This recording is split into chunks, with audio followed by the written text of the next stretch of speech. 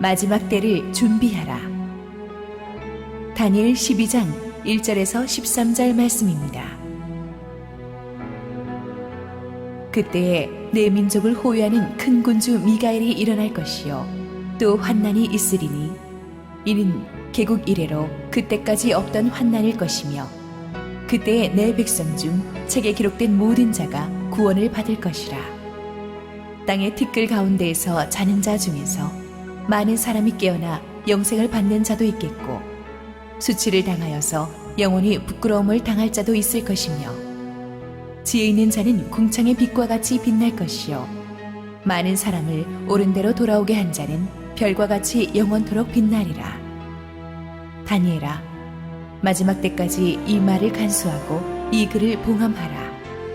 많은 사람이 빨리 왕래하며 지식이 더하리라. 나 다니엘이 본즉 다른 두 사람이 있어 하나는 강 이쪽 언덕에 섰고 하나는 강 저쪽 언덕에 섰더니 그 중에 하나가 세마포 옷을 입은 자 곧 강물 위쪽에 있는 자에게 이르되 이 놀라운 일의 끝이 어느 때까지냐 하더라. 내가 들은즉 그 세마포 옷을 입고 강물 위쪽에 있는 자가 자기의 좌우 손을 들어 하늘을 향하여 영원히 살아계시는 이를 가리켜 맹세하여 이르되 반드시 한때 두때 반때를 지나서 성도의 권세가 다 깨지기까지이니 그렇게 되면 이 모든 일이 다 끝나리라 하더라. 내가 듣고도 깨닫지 못한지라. 내가 이르되 내 주여 이 모든 일의 결국이 어떠하겠나이까 하니 그가 이르되 다니엘아 갈지어다. 이 말은 마지막 때까지 간수하고 봉함할 것임이니라. 많은 사람이 연단을 받아 스스로 정결하게 하며 희게 할 것이나 악한 사람은 악을 행하리니 악한 자는 아무것도 깨닫지 못하되 오직 지혜 있는 자는 깨달으리라. 매일 드리는 제사를 폐하며 멸망하게 할 가증한 것을 세울 때부터 1290일을 지낼 것이요 기다려서 1335일까지 이르는 그 사람은 복이 있으리라. 너는 가서 마지막을 기다리라. 이는 내가 평안히 쉬다가 끝날에는 내 몫을 누릴 것임이라. 할렐루야. 우리 하나님께 감사와 영광의 박수를 드리겠습니다. 가을에 자락이 이제 서서히 느껴지는 오늘 하나님의 은혜가 오늘 또 말씀 가운데 여러분에게 있기를 축원합니다. 기도하시고 하나님 말씀 보겠습니다. 사랑하는 아버지, 은혜를 감사합니다. 오늘도 우리 성도들 마음속에 있던 모든 인생의 무거운 짐 잠시 내려놓고 하늘의 음성을 듣고 위로받고 격려받게 하옵소서. 예수님의 이름으로 기도했습니다. 아멘. 지난 몇 년 동안에 부쩍 지구 종말에 관한 그 영화, 드라마, 책들이 많이 쏟아져 나왔습니다. 올여름만 해도 설국열차, 월드워 Z, 엘리시움 같은 블록버스터 종말 영화들이 많았죠. 최근 20년간 전 세계 도서시장을 석권했던 베스트셀러들도 보면 대부분이 인류의 종말과 관련된 것이라고 합니다. 이것은 모든 사람이 지구의 종말에 대한 관심이 그만큼 크다는 이야기이며 이런 불안감을 이용해서 신천지 같은 시한부 이단들이 또 극성을 부리고 있는 것도 사실입니다. 하나님은 천지를 창조하시고 역사를 시작하신 분이십니다. 그렇기 때문에 하나님은 이 역사를 끝내실 분이기도 하십니다. 성경은 분명하게 역사의 시작이 어떤지를 창세기에서 밝혔고 이제 또 역사의 끝이 어떠할 것인지를 여러 예언서를 통해서 밝히고 있습니다. 그래서 우리 크리스찬들은 성경 말씀에 입각한 분명한 종말론을 깨달아서 이상한 종말론들에 휘둘리지 말 필요가 있습니다. 오늘의 본문은 주전 536년도에 페르시아 왕 고레스 3년에 이제 90에 가까운 노인 다니엘이 히데겔 강가에서 3주간의 금식기도 끝에 받은 일종의 묵시입니다. 처음에는 다니엘이 자신의 조국 이스라엘의 주변에 일어날 몇백 년간의 국제 정세에 대해서 이스라엘이 당할 환난에 대한 내용을 다루다가 이 장에서는 갑자기 시대를 점프해서 세상 마지막 날에 있을 대환난과 하나님의 백성의 구원에 관해서 예언하고 있습니다. 다니엘서를 가르쳐서 구약의 요한계시록이라고 할 정도로 마지막 때에 대한 예언이 많이 포함되어 있습니다. 특히 오늘 우리가 다루고자 하는 이 본문을 통해서 우리는 다니엘서 강해 설계의 마지막을 장식하게 될 텐데 하나님의 백성이 마지막 날을 어떻게 분별하고 살아야 되는지를 이 말씀을 통해서 깨닫기 원합니다. 마지막 날에는 여러 가지 징조들이 있습니다. 첫째 4절에 보니까 많은 사람이 빨리 왕래하며 지식이 더할 것이라고 했습니다. 이 말씀은 마지막 시대의 세상의 교통과 지식 정보 통신의 비약적인 발전을 아주 짧게 요약한 것입니다. 마지막 때는 세상이 놀랄 만큼 빨라질 것입니다. 옛날에는 미국에서 한국 가려면 한 달 넘게 배를 타야 했는데 이제는 10시간이면 넘어갑니다. 옛날에는 이렇게 멀리 헤어지면은 아리랑 아라리오를 부르며 몇 달 동안 얼굴을 못 봤는데 이제는 화상전화로 지구 저편에 있는 유학 보낸 딸과 바로 그냥 얼굴 보고 통화할 수 있는 시대가 되었습니다. 어지간한 뉴스는 인터넷을 통해서 SNS를 통해서 몇 분 만에 전 세계 뉴스가 됩니다. 이제 시대 트렌드가 몇 년, 몇 개월이 아니고 몇 주일, 며칠 단위로 변합니다. 우리가 애써서 구입한 최신형 스마트폰은 6개월도 못 돼서 고물이 됩니다. LTE가 없으면 인간 취급 못 받던 때가 어제 같은데 이제는 LTE-A가 나오고 조금 있으면 뭐가 나올지 모르겠습니다. 세상은 더 세련되고 더 빨라집니다. 마지막 때는 지식의 양 자체가 엄청나게 빠르게 증가할 것입니다. 반도체 메모리의 용량은 1년에 2배씩 증가한다고 합니다. 매년 수백 개가 넘는 새로운 직업이 생기고 매년 7,000개가 넘는 박사학위 논문들이 쏟아져 나옵니다. 수없이 많은 책들이 나오는데 출판계에 쏟아져 나오는 책들의 90%는 읽히지도 못하고 바로 쓰레기통으로 직행하는 경우가 많다고 합니다. 산업화 시대에는 지식을 암기하는 교육을 많이 시켰는데 이제는 암기가 무의미합니다. 정보가 너무 빠르게 업데이트되고 있기 때문입니다. 그래서 요새는 암기하지 않고 검색을 합니다. 이 검색을 하는 게 좋은 것 같지만 사람들의 지식 수준이 굉장히 피상적인데 머무르게 됩니다. 마지막 때는 모든 것이 너무나 빠르고 너무나 새롭고 너무나 넘쳐서 혼란스럽고 불안한 시대가 될 것입니다. 조금만 정신줄을 놓고 있으면 금방 시대에 뒤처져 버리는 바로 그런 시대가 마지막 시대요. 저와 여러분이 살고 있는 시대인 것입니다. 이 마지막 날에 적 그리스도의 세력이 득세하게 될 것이라고 성경은 말합니다. 그리고 성도들의 무서운 환난의 시대가 시작될 것이라고 말합니다. 11절에 보니까 매일 드리는 제사를 폐하며 멸망하게 할 가증할 것을 세운다고 했습니다. 이 말은 주어가 빠졌는데 이 적 그리스도가 마귀의 세력들이 그렇게 할 것이라는 겁니다.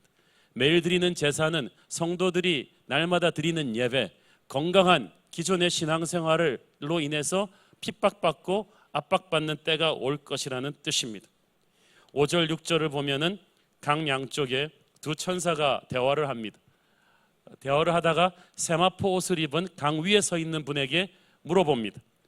이 놀라운 이런 마지막 날의 그 때가 언제냐고 물어봅니다.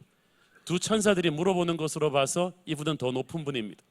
세마포 옷을 입고 천사의 질문을 받는 그분 바로 예수 그리스도이십니다.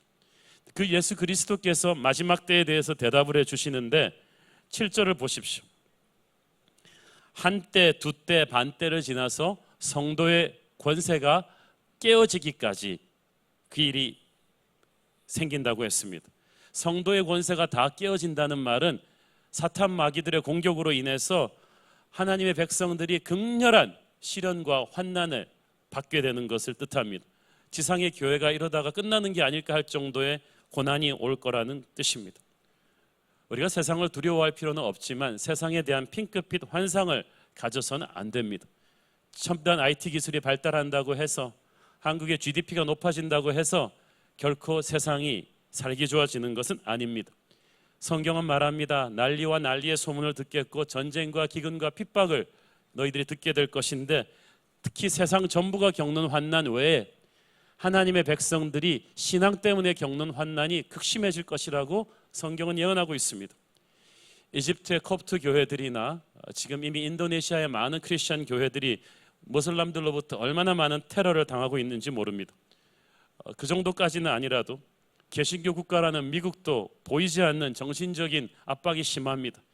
이미 미국 흑인 남성이 모슬람으로 개종하는 숫자가 기독교인으로 개종하는 숫자의 2배를 넘어섰습니다. 무섭게 모슬람이 확장합니다. 오바마 대통령은 노골적으로 친이슬람 노선을 표방하면서 동시에 계속해서 동성연애자들의 입장을 지지하고 있습니다. 대통령의 전폭적인 지지 발언에 힘입어서 요즘 미국에서는 동성연애자들이 얼마나 설치는지 몰라요. 벌써 수십 개 주에서 동성애를 옹호하는 법안들이 통과되었고 많은 미국의 기독교 교단들이 동성연애자를 안수를 주고 있습니다. 이 동성연애를 죄라고 말하면은 아주 편파적이고 독선적인 기독교라고 핍박을 받는 시대가 되었습니다. 이제 많은 법안들이 지금 미국에서 상정을 기다리고 있는데 이것이 통과되면 미국 교회 목사님들은 강단에서 동성애를 죄라고 다루지 못합니다. 2만 불이 넘는 벌금을 물어야 됩니다. 미국에서도 개신교 국가라는 미국에서도 참된 신앙인들이 핍박받는 때가 오고 있습니다. 벌써 한국도 마찬가지입니다. 지금 한국은 엄청난 안티 기독교의 시대에 살고 있습니다. 젊은 사람들한테 전도하기 대단히 어렵습니다. 이제는 대충 적당히 믿는 사람들이 아니라 진짜 십자가 복음을 안고 있는 크리스찬들이 사방에서 핍박받는 시대가 이미 시작되었습니다. 이 모든 것이 마지막 때의 성도들이 감당해야 될 시련이라고 성경은 예언하고 있는 거예요. 이 모든 시련의 뒤에 보이지 않는 영적인 전쟁이 있습니다. 1절을 보니까 내 민족을 호위하는 큰 군주 미가엘이 올 것이라고 했습니다. 미가엘은 하늘의 천군 천사들을 총괄하는 총대장이거든요. 미가엘이 투입되어서 성도를 지키지 않으면 안 될 정도로 마지막 날 그 사탄 마귀의 공세가 극심할 것이란 뜻입니다. 하나님의 교회가, 그리스도의 군대가 도저히 자기 힘으로는 스스로를 지키지는 못할 정도로 엄청난 영적인 공격이 올 거라는 뜻입니다. 여기에 대해서 영적 전쟁의 백그라운드를 이 요한계시록에서 또 예언하고 있습니다. 계시록 12장 7절부터 8절 시작. 하늘에 전쟁이 있으니 미가엘과 그의 사자들이 용과 더불어 싸울세. 용과 그의 사자들도 싸우나 이기지 못하여 다시 하늘에서 그들이 있을 곳을 얻지 못한지라. 자 보세요. 여기서 용은 사탄 루시퍼를 상징하죠. 이 루시퍼와 루시퍼의 세력들이 참패하고 물러납니다. 루시퍼 밑에 그 부하 마귀들이 굉장히 많아요. 예수님이 한 명 안에 있던 마귀가 리전, 군단 병력이라고 했어요. 군단은 몇천 명을 상징하는 거예요. 그러니까 루시퍼가 내려온 마귀의 군대는 몇억, 몇십억이 되는 마귀들이 지상으로 내려옵니다. 계시록 12장 9절 계속 읽습니다. 시작. 큰 용이 내쫓기니 옛 뱀 곧 마귀라고도 하고 사탄이라고도 하며 온 천하를 꿰는 자라. 그가 땅으로 내쫓기니 그의 사자들도 그와 함께 내쫓기니라. 12장 12절 계속 읽습니다. 그러므로 하늘과 그 가운데에 거하는 자들은 즐거워하라.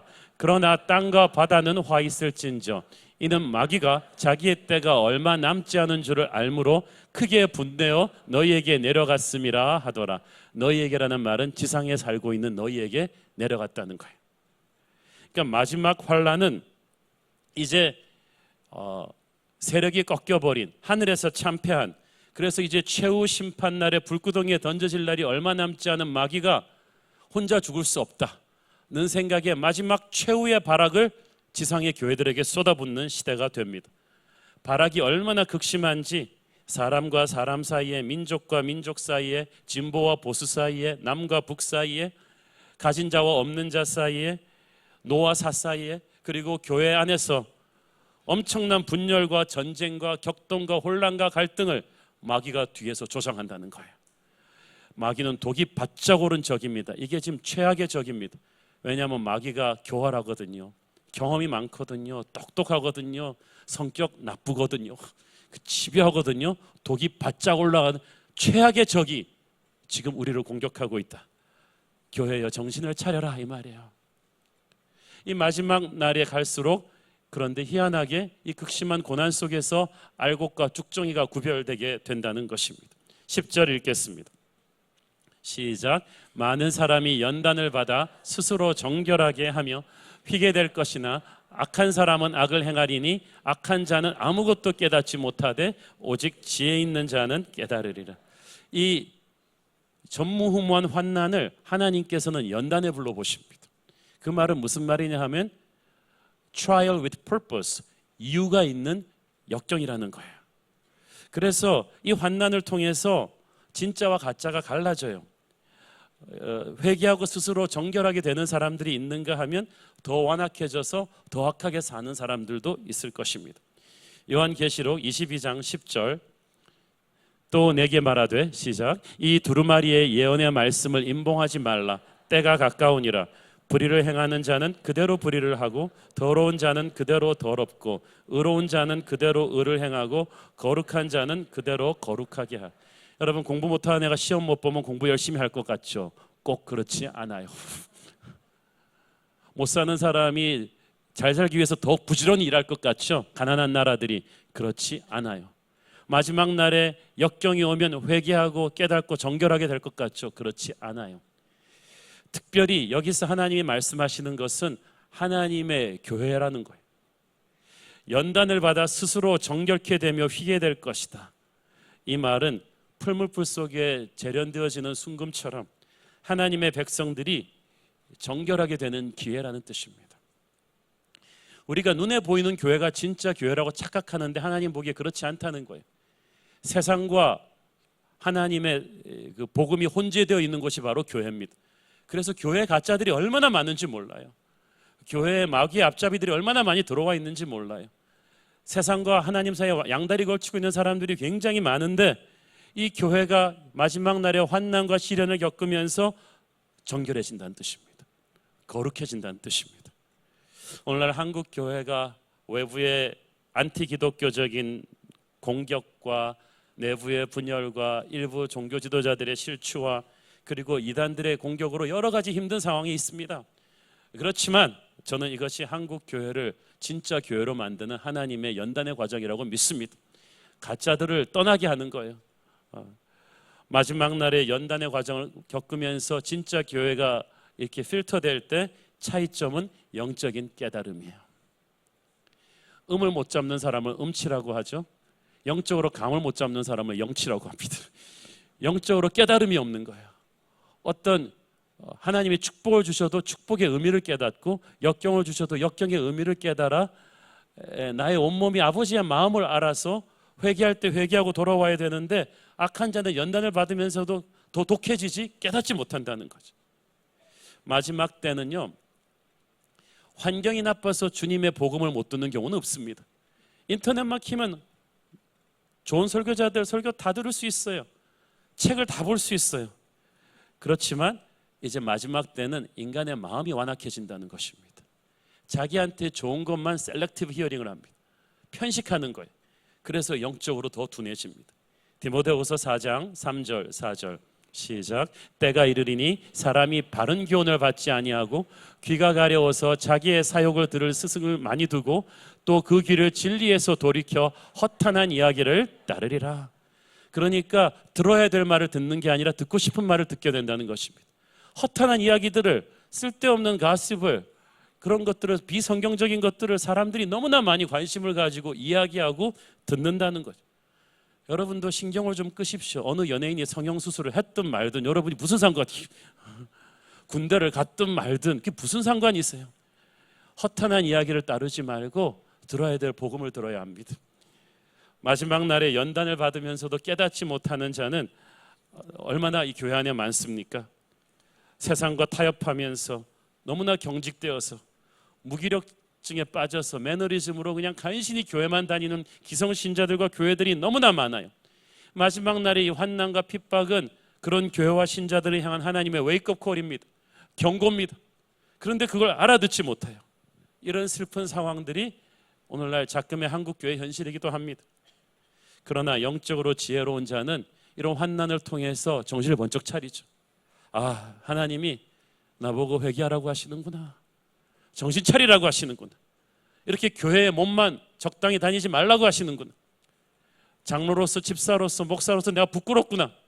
더 이상 무기력한 매너리즘에 빠져서 이렇게 주일날 교회만 간신히 나가는 신앙생활을 해서는 안 되겠구나. 주님이 주신 십자가 지고 제자의 삶을 살아야겠구나. 이런 결단을 마지막 때에 할 수 있게 되기를 바랍니다. 이게 영적으로 철든 자죠. 또 마지막 날에 쌓이는 전무후무한 세계적인 대부흥입니다. 내 백성 중에 1절에 보니까 기록된 모든 자가 구원을 받을 것이다. 옛날에는 이스라엘 사람들은 자기들은 유대인이라는 것 하나만으로 구원받을 줄 알았는데 그게 아니라는 거죠. 그 백성 중에서 책에 기록된 자만 구원을 받을 것이다. 무서운 말이죠. 눈에 보이는 교회와 보이지 않는 교회가 항상 존재한다고 했죠. 눈에 보이는 교회는 우리 보이는 출석하는 교인들이지만 하나님의 나라 생명책에 기록된 자, 이 어린 양의 생명책에 기록된 자라는 말은 무슨 뜻입니까? 어린 양의 보혈의 피로 거듭난 사람이에요.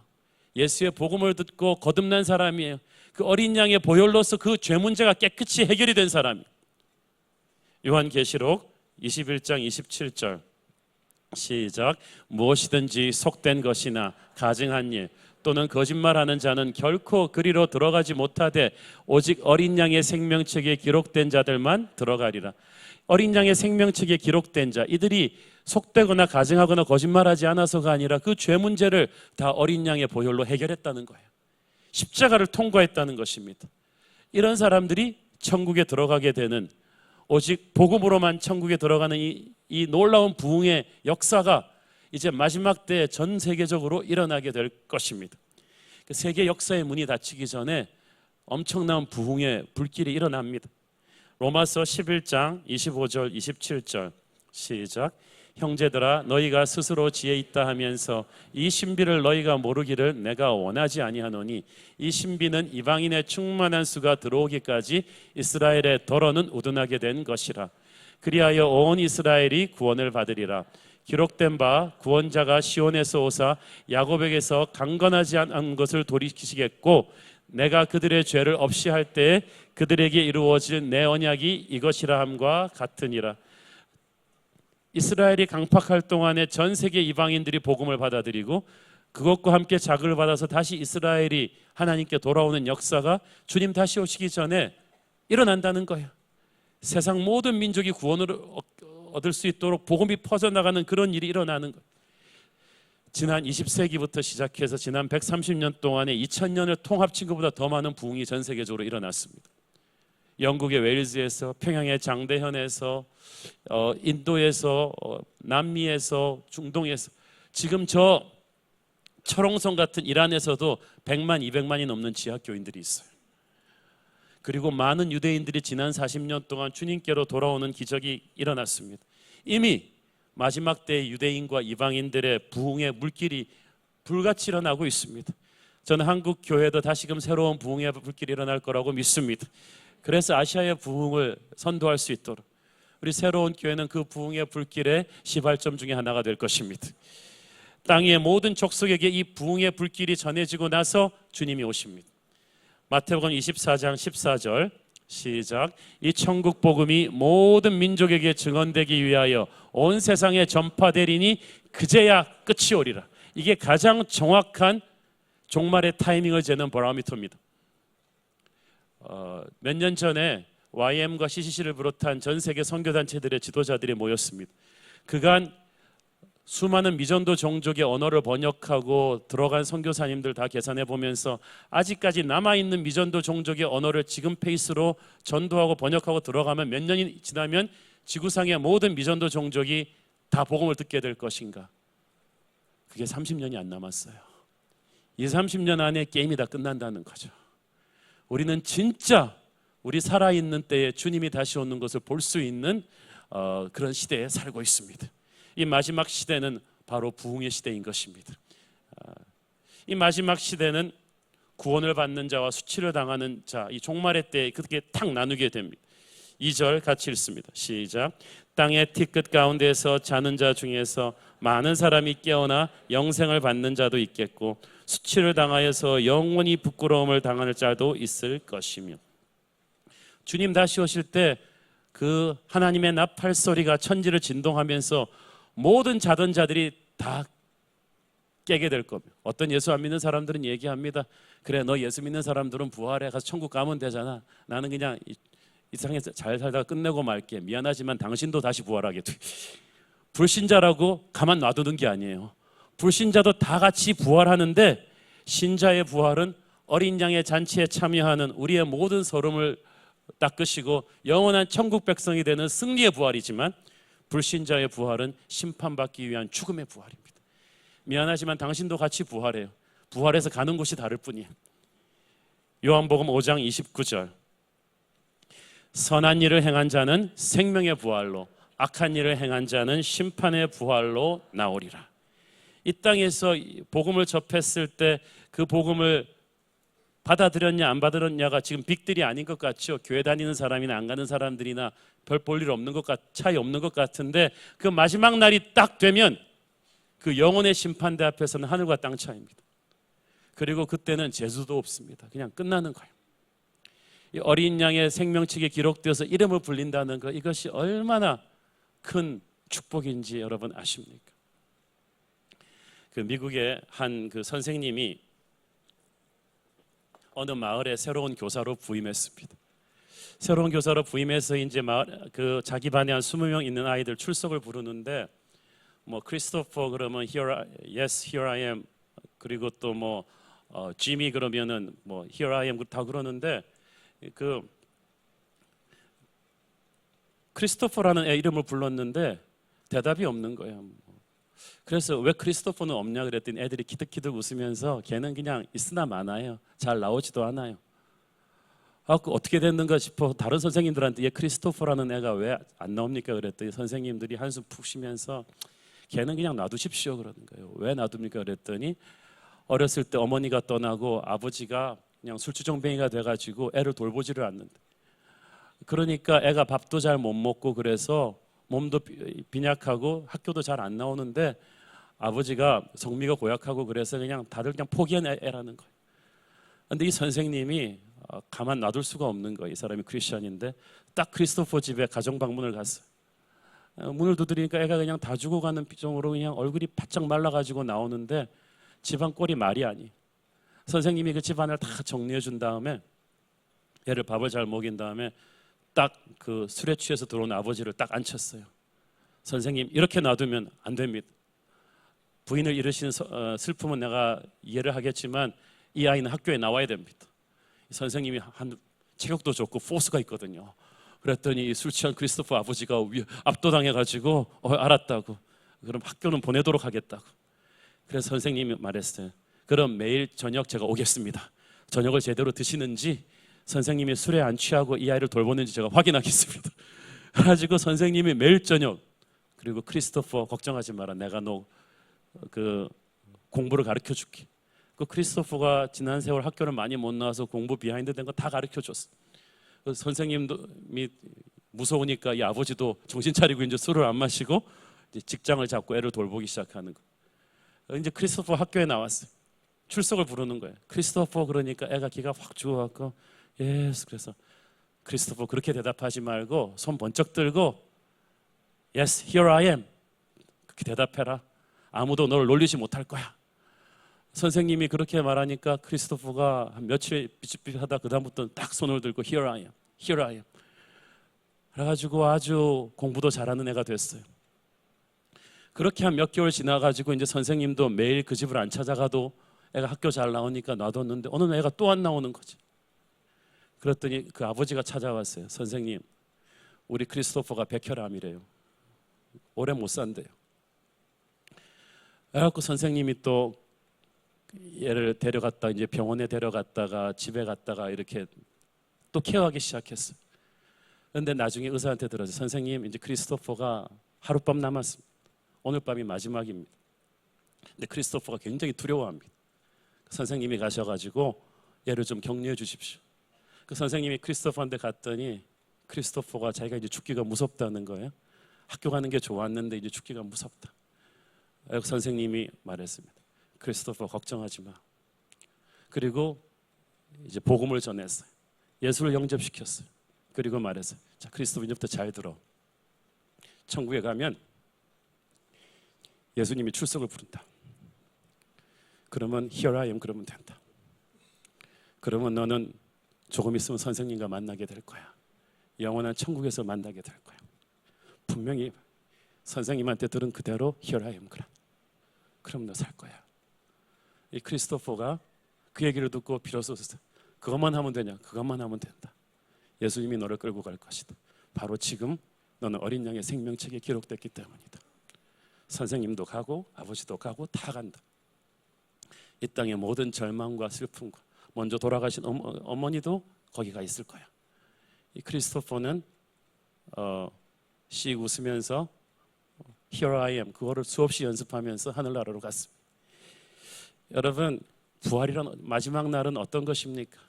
우리 수많은 하나님의 백성들이 예수님의 출석 소리를 듣고 어린 양의 생명책에 기록된 우리의 이름을 듣고 벌쩍벌쩍 살아 일어나는 것입니다.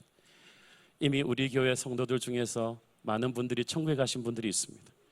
저는 특별히 젊은 분들, 천국에 가신 분들이 많잖아요.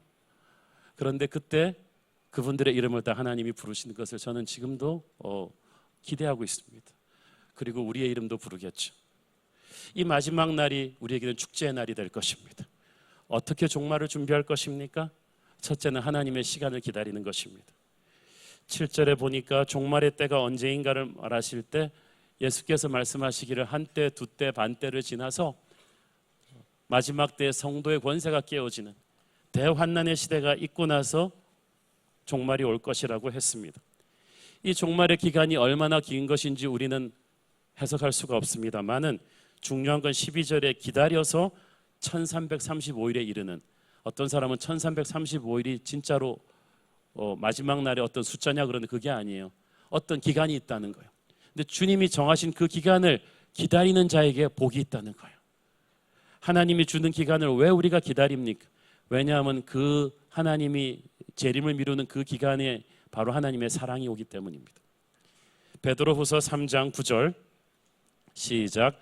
주의 약속은 어떤 이들이 더디다고 생각하는 것 같이 더딘 것이 아니라 오직 주께서는 너희를 대하여 오래 참으사 아무도 멸망하지 아니하고 다 회개하기에 이르기를 원하시느니라.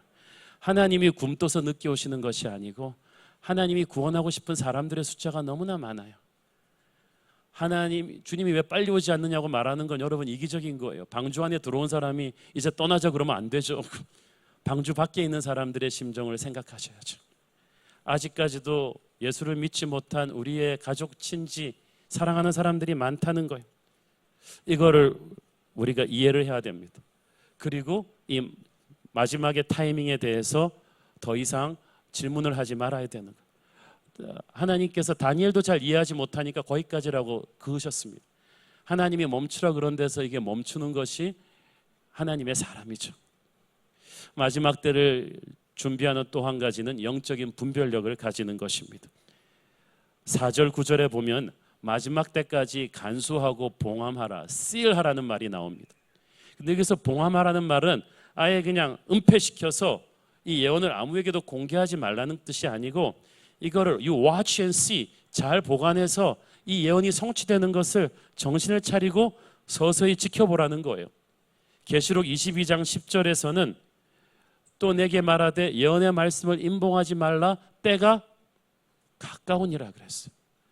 그러니까 다니엘에서 요한계시록까지 점점 재림의 시간이 가까울수록 하나님께서는 이제 정신을 차리라고 말하고 계십니다. 영적으로 시대를 분별해라. 흥청망청 함부로 살지 말고 정신을 차리고 뉴스를 봐라. 시리아 사태에서, 이런 중국과 미국의 이 사태에서, 북한의 움직임에서 마지막 날에 하나님의 발자국 소리를 너는 들어야 된다는 거. 정신을 차리고 영적인 분별력을 가지고. 셋째, 전도와 영적 대각선에 헌신하십시오. 3절 함께 읽겠습니다. 시작. 지혜 있는 자는 궁창의 빛과 같이 빛날 것이요 많은 사람을 옳은 대로 돌아오게 한 자는 별과 같이 영원토록 빛나리라. 하나님은 이 마지막 날에 하나님의 사람을 찾고 계십니다. 첫째는 자기를 경건하게 지키는 지혜로운 자입니다. 마지막 날에 시대 조류에 휩쓸리지 않고 세상의 유혹에 흔들리지 않고 핍박에 굴하지 않으며 하나님의 길을 가는 지혜로운 사람, 궁창의 별과 같이 빛날 것이다. 그런데 더 칭찬받는 사람이 있어요. 자기만 그런 것이 아니라 다른 사람들도 영적으로 변화시키는 거룩한 영향력을 끼치는 자입니다. 많은 사람을 옳은 대로 돌아오게 한 자. 이 사람은 하늘의 별과 같이, 한마디로 하늘나라에서 스타가 될 것이다. 하나님이 스타로 대우해 줄 것이다. 많은 사람을 옳은 대로 돌아오게 한 자. 이건 영적 영향력입니다. 진짜 리더십이죠. 다니엘은 자기뿐 아니라 친구 세 사람에게 얼마나 영적으로 도전을 줬던지 이 친구 세 사람이 다니엘 이상의 영적인 파워를 느부갓네살 앞에서 보여주지 않았습니까? 그뿐 아니라 하나님을 모르는 이방의 왕들도, 느부갓네살도, 다리오도 다 다니엘을 보고 나서 하나님 살아계시다고 그냥 선포했습니다. 엄청난 영적 영향력입니다. 하나님은 여러분이 세상 속에서 있으나 마나한 사람 되시기를 원치 않으십니다. 예수 믿지 않는 사람들의 입에서도 저 사람 보니까 하나님 살아계시구나, 이런 고백이 터지게 만들어야 됩니다. 많은 사람을 옳은 대로 돌아오게 한 자, 이것은 첫째 전도입니다. 마지막 날이 가까웠기 때문에 여러분, 우리 진짜 깨어서 전도해야 됩니다. 선교지는 바로 여러분이 서 있는 바로 그 자리예요. 저희들이 지난번에 그 선교팀이 저랑 함께 중국 지역에 그 선교 여행 갔다가 오는데 8박 9일 동안에 우리가 1800km를 누볐으니까 얼마나 피곤했겠어. 심양에서 비행기 타고 오는데 그냥 전부 다 파김치가 되어서 저를 포함해서 1시간 반 동안 어떻게 잤는지 모르겠어요. 근데 잤는데 이제 내리는데 저 앞에 김총열 권사님이 내리는데 어떤 중국 조선족 아줌마 손을 잡고 내리는 거예요. 그분이 비행기 안에서 전도하신 거야. 한국에 일 있어가지고 들어오는 그 아줌마한테 전도했고 성경책까지 들려갖고 제가 목사로서 부끄럽더라고요. 저는 그냥 파김치가 돼서 잤는데 전도를 하신 거예요. 하늘나라의 별 하나 다셨구나. 하나님께서 이걸 기억하십니다. 여러분이 민망해서 바빠서 피곤해서 이 핑계 저 핑계로 전도하지 못한 분들, 우리 각성하고 전도합시다. 둘째로, 많은 사람을 옳은 대로 돌아오게 한 자는 믿음이 있지만 믿음의 열정을 잃어버린 분이에요. 세상과 타협해 버린 분들에게 영적인 불길을 다시 일으켜주는 것입니다. 새로운 교회는 영적인 불길을 다시 일으켜주는 교회라고 믿습니다. 다시 한번 그들이 영적으로 깨어나서 목사, 장로, 집사라는 직분만 갖고 있는 것이 아니라 영적인 열정이 살아나고 영적인 실력을 발휘하게끔 도전을 주는 거예요. 그렇게 한 사람은 하늘의 별과 같이 빛나는 거예요. 여러분, 크리스천은요, 라이프 체인징 에이전트가 돼야 됩니다. 그 사람이 있음으로 해서 주변이 변해야 돼요. 나로 인해서 이 사람이 예수를 믿든지 예수를 적당히 믿던 사람들은 영적인 열정이 살아나든지 그렇게 되기를 바랍니다. 그렇게 제대로 된 영적 영향력을 발휘하는 사람을 하나님이 하늘의 별같이 칭찬하시겠다고 했어요. 목사를 칭찬하시는 게 아니고, 장로를 칭찬하시는 게 아니고, 실제로 영적 영향력으로 사람을 변하게 한 사람을 하나님이 칭찬하시겠다고 했습니다. 저는 여기 계신 분들 다 그렇게 칭찬받는 하늘나라 스타 되기를 축원합니다. 하나님은 조직이나 건물이나 돈을 가지고 일하시는 것이 아니라 사람을 통해서 일하십니다. 망해버린 나라 이스라엘에서도 다니엘 같은 사람 하나를 세워서 하늘의 별과 같이 빛나게 하셨습니다. 저와 여러분도 그렇게 쓰임받을 수 있습니다. 마지막을 준비하는 것은 현재 서 있는 자리를 성실하게 지키는 거예요. 13절 보세요. 너는 가서 마지막을 기다리라. 그런데 이 영어 성경 번역을 보니까 재밌어요. As for you, go your way until the end. 이 말이 무슨 말이야? 그 말은 마지막까지 너의 길을 성실하게 가라. 너의 임무를 끝까지 다하라. 네 수명이 다할 때까지, 하나님의 나팔 소리가 들릴 때까지 네가 처한 현실에서 지금까지 하던 그대로 성실하게 살아가라는 거예요. 여러분, 다니엘서 12장에서요 마지막 종말에 대한 계시 여러 가지를 실을 수 있었는데, 다니엘이 굳이 천사들과 예수님의 대화 가운데서 마지막 때 타이밍에 대한 부분을 이렇게 길게 언급한 게 참 신비롭죠. 저는 여기에 하나님의 섭리가 있다고 봅니다. 왜냐하면 종말에 대한 사람들의 대부분의 오해와 관심은 종말의 타이밍이에요. 주님 언제 다시 오시나? 언제 다시 오시나? 모든 이단들은 거기서부터 나왔어요. 주님이 언제 다시 오시나? 왜냐하면 현실이 너무 힘드니까 주님 다시 오실 타이밍만 알면 그냥 빨리 모든 거 다 때려치고 재림만 기다리기를 원하는 현실 도피형 크리스찬들이 많거든요. 쉽게 살려는 거죠. 그러나 하나님께서는 그런 비겁한 현실 도피형 종말론자들을 경계하고 계신 거예요. 다니엘은 늘 기도하며 하늘의 비전을 받는 사람이었지만 그는 땅의 현실에서 성실한 사람이었어요. 종말을 준비하는 자의 자세는 오늘 하나님이 여러분을 플레이스하신 그 자리를 성실하게 감당하는 것입니다. 베드로 후서 3장 11절 13절 시작. 이 모든 것이 이렇게 풀어지리니 너희가 어떠한 사람이 되어야 마땅하냐? 거룩한 행실과 경건함으로 하나님의 날이 임하기를 바라보고 간절히 사모하라. 그날에 하늘이 불에 타서 풀어지고 물질이 뜨거운 불에 녹아지려니와 우리는 그의 약속대로 의가 있는 곳인 새하늘과 새 땅을 바라보도다.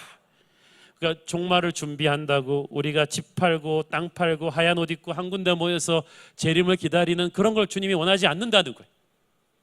하나님이 우리를 세우신 그 위치에서 남편으로서, 아내로서, 부모로서, 직장인으로서 성실하게 책임을 다하기를 원하십니다. 세금 내고 군대 가고 농사 짓고 장사를 하십시오.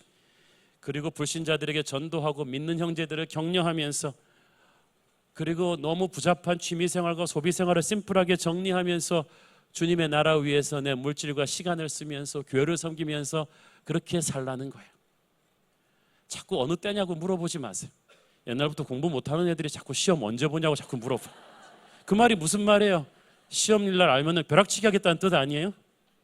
원래 실력을 갖춰놓은 사람은, 그래서 한국 사람들이 시험은 잘 보는데 실력이 없는 거예요. 졸업하고 나와서.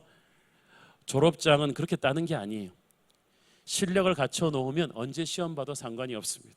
하나님은 우리가 언제 주님의 재림 나팔이 불어도 끄떡없는 영적인 실력자가 되기를 원하십니다. 그렇게 하루하루를 살아야 됩니다. 주님 오시는 그날은 우리에게 재앙이 아니라 축제의 때죠. 여기서 보니까 하나님의 날이 임하기를 바라보고 간절히 사모하라고 했어. 천국 지향적으로 살라는 거예요. 오늘날 많은 사람들이 죽으면 천국 갈 거라고 말하면서도 예수 믿는 사람들이 이렇게 이 땅을 너무나 엔조이 해가지고 천국을 간절히 사모하지 않아요. 옛날에 우리나라 믿음의 선조들이 부르던 찬양에는 천국 찬양이 많았어요. 저 높은 곳을 향하여 날마다 나아갑니다. 이런 천국 찬양이 많았는데 요즘 천국 찬양을 잘 안 불러요. 신앙도 현실에서 성공하기 위한 신앙이에요. 그러나 여러분, 이 땅에 대한 환상을 너무 갖지 마십시오. 천국을 지향하십시오. 북한의 성도들은 얼마나 강렬하게 천국을 지향합니까? 결혼과 죄만 있는 거 내어에 어찌 살겠습니까? 이틀 전에 우리 윤영주 장로님 콘서트에서 제가 참 좋은 예화를 들었습니다. 63 빌딩, 그 높은 빌딩에서 밖에 유리창 닦는 분들이 있는데 얼마나 무섭겠어요. 바람이 불면 막 건물 자체가 흔들리는데 무섭지 않냐고 물어봤더니 그분들이 땅만 내려다보지 않으면 안 무섭답니다. 하늘을 본대요 항상. 그러면 안 무섭다는 거예요. 땅은 거리감이 있어요. 멀다. 하늘은 멀다 가깝다 거리감이 없이 그냥 하늘이라는 거죠. 하늘은 보면. 그래서 하늘을 보면서 닦으니까 그 높은 데서도 공포가 없는 거죠. 사랑하는 여러분, 우리가 왜 이렇게 걱정이 많고 공포가 많고 두려움이 많습니까? 우리가 땅을 너무 열심히 바라보기 때문입니다. 하나님은 말합니다. 눈을 들어 하늘을 보라고, 예수를 보라고, 저 빛나는 천국을 사모하라고. 그날은 축제의 날이 될 것입니다. 어린 양의 생명책에 기록된 모든 사람들이 거기서 만나게 될 것입니다. 아까 말씀드렸듯이 저희 교회에서 젊은 분들을 장례할 때마다 저는 가슴이 아팠습니다. 그러나 절망하지 않는 것은 이 마지막 날에 주님 다시 오실 때 그 어린 양의 생명책에서 나팔 불 때 주님께서 그분들의 이름을 불러주실 것이기 때문입니다. 우리 김승희 형제, 권주희 자매, 우리 용서구 형제, 우리 은빈이의 이름을 부르고 저와 여러분의 이름을 부를 때 우리는 그 승리의 조를 저 하늘에서 하게 될 것입니다. 이 땅의 모든 서름과 가난과 압박과 역경을 우리가 가볍게 용서하고 초월하며 넘길 수 있는 것은 그 하나님의 재림 나팔 소리를 사모하기 때문입니다. 천국의 상급을 사모하기 때문입니다. 저는 우리 새로운 교회 성도들이 이 땅에서 성공하기 위한 신앙이 아닌 천국을 지향하는 하늘의 상급을 바라는 그런 믿음 생활하기를 축원합니다. 기도하겠습니다. 사랑하는 아버지, 은혜를 감사합니다. 주님 다시 오실 날을 우리가 알 수 없지만 사랑합니다. 기다립니다. 그날을 기다리면서 오늘 하루하루를 믿음으로 승리하게 하옵소서. 예수님의 이름으로 기도했습니다. 아멘.